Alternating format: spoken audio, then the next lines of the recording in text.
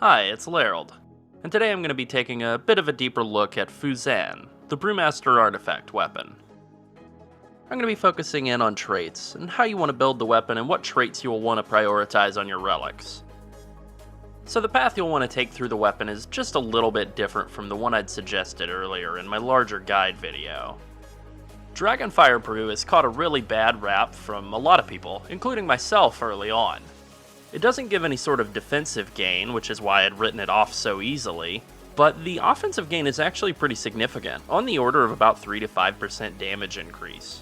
And more importantly, it's really helpful at picking up constantly spawning adds when you're in dungeons, which is one of the areas that Brewmasters really suffer in if you're not taking Rushing Jadewind. The second gold dragon is Brew Stash, which got buffed from a 1.5 second duration up to a 4.5 second duration. That's a nice little bump. It's not that significant though, primarily because of the way that our mastery functions. Because Brewmasters got a 5% base stagger value increase about a month ago, staggering around is now actually a worthless trait. By default, you now have 40% stagger, and when you pop Ironskin Brew, which you should be trying to keep up at all times, you'll have 80% stagger. When you use Fortifying Brew, that puts you at 100%, although stagger actually caps at 99%. Getting another 6% from staggering around does nothing. It just puts you 7% over the cap, so that's obviously pretty terrible. It does have some value against spell damage. It allows you to stagger 3% more spell damage, but that's still really weak for a 3-point trait. And unfortunately, it's right in front of Fortification, which isn't a very good trait on its own anyway. 25% dodge while you already have a defensive cooldown is really a lot of overkill.